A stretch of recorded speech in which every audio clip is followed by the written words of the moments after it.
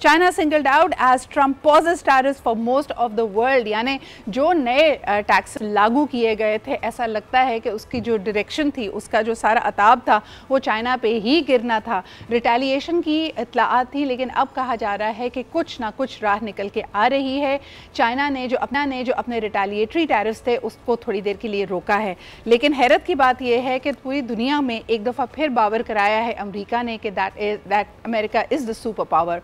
ना सिर्फ आपको जब आप बात की जाती है कॉन्फ्लिक्ट रिडन वाइज के आपको एमिनेशन की ज़रूरत है, वॉरफेयर की ज़रूरत है, या फिर आपके दूसरे मामलात हों, अमेरिका ने अपना वज़न it has actually punch with all its weight. हमारे साथ मौजूद हैं शाहिद हसन सिद्दीकी साहब, सीनियर इकोनॉमिस्ट हैं। आइए उनसे जानते हैं हाल किस तरफ जा रही है। शाहिद साहब, पहला सवाल आपसे करना चाहूँगी कि अक्सर डॉलर की स्ट्रेंथ पेट्रो डॉलर के तौर पे कही जाती थी। इस वक्त बताइएगा कि सऊदीया की और जीसीसी की यानी मिडल ईस्ट की, मशरिक़ वुस्ता की बदलती हुई जो सूरत हाल है, उसके बावजूद इस वक्त ऑयल जो ट्रेड हो रहा है वो अपनी निचली तरीन सतह पर है, यानी ताज़ा तरीन इतलात $60 पर बैरल।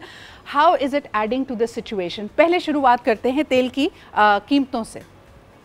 देखिए, ये सूरत हाल अभी जो तब्दील हुई है, आप उसमें देखेंगे कि मेरे ख्याल से अब तेल की कीमतों में फिर इजाफा होगा, बिल्कुल वाज़ेह तौर पर नज़र आ रहा है। इसलिए कि अमेरिका जो मकासद हासिल करना चाह रहा था वो एक वेल थॉट ऑफ स्ट्रेटजी थी।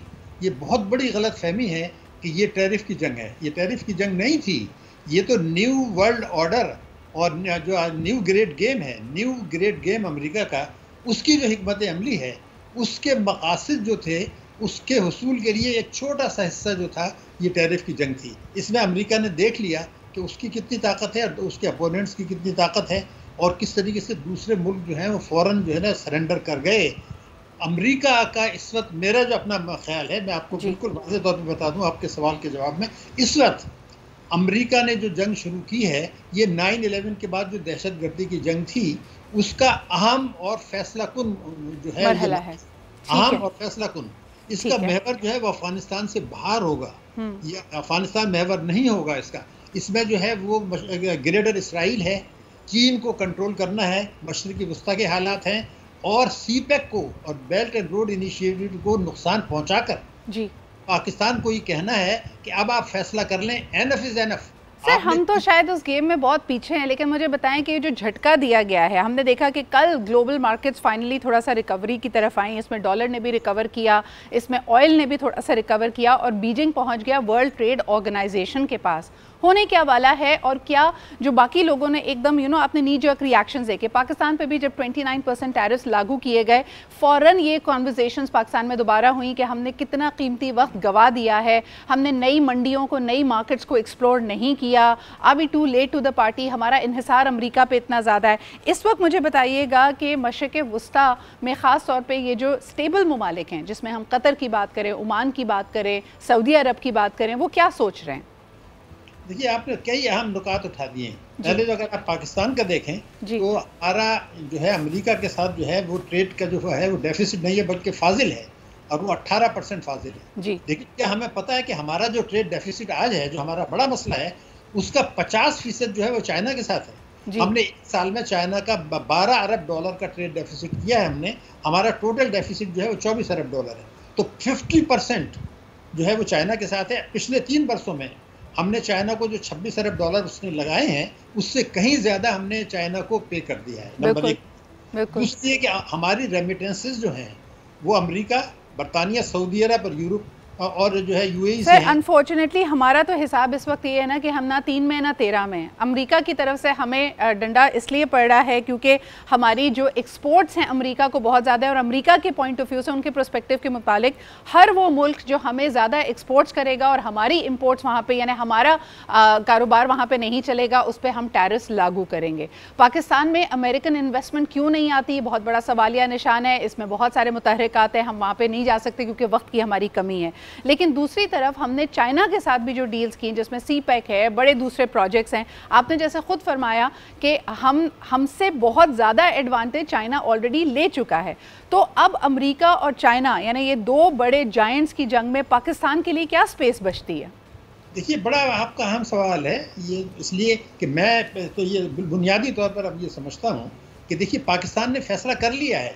आप देखिए कि हमारा जो सी पैक का दूसरा मरहला था, बहुत अरसे से ये बात होती थी कि हम चारों सूबों में इंडस्ट्रियल जोन बनाएंगे, चाइना यहाँ पर इंडस्ट्रीज लेकर आएगा जो कि बाहर से एक्सपोर्ट होगा। तो चाइना के लिए भी मौका था, हमारे लिए भी मौका था। तो हमने उसके बजाय जो है वो बलूचिस्तान में और जो है वो केपी में जो है वो मिनरल्स का वो काम शुरू कर दिया, जो बड़ा अरसा लगेगा। और जो कुछ दहशतगर्दी की वारदातें वहाँ पर अमेरिका की हिमायत से भारत करा रहा है और जो है अफगानिस्तान करा रहा है, तहरीक तालिबान पाकिस्तान करा रहे हैं, बलोच लिबरेशन ऑर्गेनाइजेशन करा रही हैं, ये कुछ हो रहा है। तो इस वक्त तो हो नहीं सकता। तो जिस वक्त आपने सीपैक को पीछे डाल दिया और ये कहा कि हम तो जो है ना मिनरल्स की इन्वेस्टमेंट करेंगे, हालांकि अभी तो इस वक्त होना था चारों सूबों में, पंजाब में और उसमें, कि हम वहाँ पर सनती जोन बनाए जाते जो चीन ने वायदा किया था, यहाँ से फिर एक्सपोर्ट होता। तो एक तो ये बात हो गई। हमारी मजबूरी क्या है मैं आपको बताऊँ। और जो पहला आपका सवाल है वो ये है कि अगर हमें 6% सालाना की शरह से तरक्की करनी है, ऐसी तरक्की जिसमें कि अवाम को हिस्सा मिले और IMF के पास ना जाना पड़े, तो हमें एक बिल्कुल मुख्तलिफ हिकमत अमली बनानी पड़ेगी उससे जो आज है। ये बात इसलिए कह रहा हूँ कि जब भी कोई बहरान आता है, जैसे इस वक्त है, एक चैलेंज होता है, एक होती है अपॉर्चुनिटी। अमेरिका कभी भी पाकिस्तान के साथ मुखलिस नहीं था। हमारी ताकतवर फौज। सर मुझे बताएं व्हाट्स द अपॉर्चुनिटी। वक्त कम है तो sorry I am pushing you, लेकिन इस चैलेंज में पाकिस्तान के लिए अपॉर्चुनिटी क्या है? देखिए, इस वक्त अपॉर्चुनिटी ये है कि ये तो बिल्कुल वाज़ेह है कि अगर हम अपनी स्ट्रेटजी रखते हैं तो हमें जब तक IMF का मौजूदा प्रोग्राम है इसमें हमारी मीशत लड़खड़ाती रहेगी।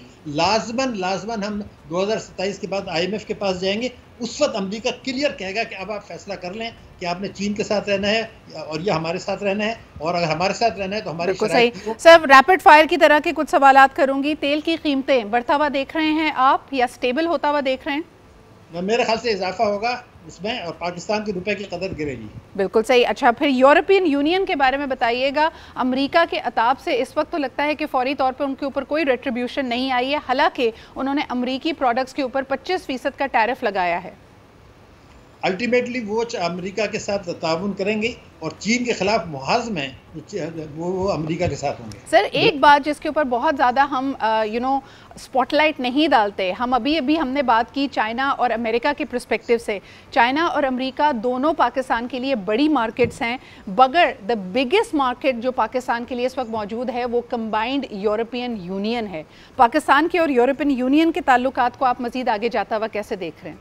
पाकिस्तान के पास कोई रास्ता नहीं है। जब आप मुल्की सरमायाकारी नहीं कर रहे, मुल्की बचतें नहीं कर रहे, टैक्सों की वसूली नहीं बढ़ा रहे, तो अल्टीमेटली आप रेमिटेंसेस पे गुजारा कर रहे हैं। और हमारी सर नॉट रेमिटेंसेस, मैं एक्सपोर्ट्स की बात कर रही हूँ। अगर हम ओवरऑल पूरे यूरोपियन यूनियन को मिलाकर देखते हैं, पाकिस्तान के लिए सबसे बड़ी मार्केट यूरोपियन यूनियन है, हमारे उनसे ताल्लुकात बेहतर होंगे?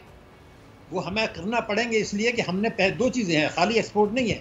इस वक्त हमारी प्रायोरिटी एक्सपोर्ट नहीं है, हमारी रेमिटेंसेस है। आप देख लीजिए, अभी तक हमारी रेमिटेंसेस ज़्यादा हैं और हमारा बरामदात कम है। भारत में 6 गुना बरामदात ज़्यादा हैं। तो जब आपने फोकस कर लिया कि हमें सऊदी अरब से, UAE से, अमेरिका से और UK से रेमिटेंसेस मंगानी है, तो उसके लिए तो आपको अमेरिका सर अनफॉर्चुनेटली उसमें पूरी दुनिया का एक अलग पर्सपेक्टिव है। उसमें पाकिस्तान का बेगरी माफिया, यानी जो हम देखते हैं कि पेशावर गदागर हैं, उन्होंने पाकिस्तान की बड़ी सुबकी कराई है। ये रेमिटेंसेस कौन है? पहले एक ज़माने में हम समझते थे कि ये ब्लू कॉलर वर्कर्स हैं, लेकिन इस वक्त कहा जा रहा है कि एक एवरेज जो गदागर है वो दुबई में 3 मिलियन यानी 30 लाख रुपए माहाना कमाता है।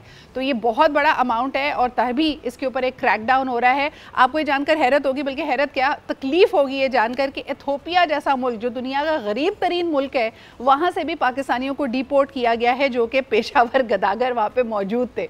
तो आई डोंट नो हम क्या कर रहे हैं इस वक्त, बिकॉज बिलियंस ऑफ डॉलर की सिर्फ गदागरी की हमारी एक इंडस्ट्री डेवलप हो चुकी है। इसको इंडस्ट्री के अलावा कोई और नाम नहीं दूंगी। एनी पार्टिंग वर्ड्स शाहिद साहब जो आप इस पर कुछ कहना चाहें? अगर एक जुमला मैं आपको बता दूं, मैंने इसका पिकअप देखा है जी। बड़ी बड़ी रेमिटेंसेस जो आ रही हैं वो यहाँ से हवाले के जरिए जो पैसा जाता है वो वापस आता है। $1 लाख की जो बाहर से रेमिटेंस आती है उस पर पाकिस्तान को टैक्सों में 40 लाख रुपए का नुकसान होता है, क्योंकि टैक्स फ्री है, no question asked. Income tax 111(4). तो बेसिकली ये वाइड हो रहा है। जो आपने बात कही वो बिल्कुल सही है, लेकिन उससे जो बड़ी चीज़ है वो ये है कि हमारे जो ताकतवर तबके हैं वो हुंडी के जरिए काला धन भेज। सो इन अदर वर्ड्स, चाहे आप बेगरी कहें, चाहे आप हुंडी हवाला कहें, ये सब अनप्रोडक्टिव इनफॉर्मल इकोनॉमी है जिसके गिर्द अब घेरा तंग करना पड़ेगा। हम साफ सुथरे तरीके से इंसेंटिव्स क्रिएट करके प्रोडक्टिव तरीके से अपनी इकोनॉमी को आगे नहीं लेके जा रहे, हम सर्वाइवल मोड पर हैं। ऐसा लग रहा है कि हमें सिर्फ इस वक्त सर्वाइवल के लिए हाथ पैर हम मार रहे हैं, और उसके लिए जो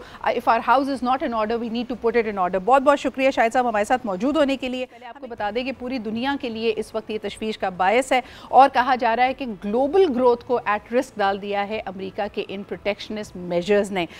एशियन डेवलपमेंट बैंक की अगर हम बात करें, उन्होंने ग्रोथ फोरकास्ट यानी पूरी दुनिया में जो तरक्की होनी है उसको कट बैक किया है 2.5% से। Let that sink in.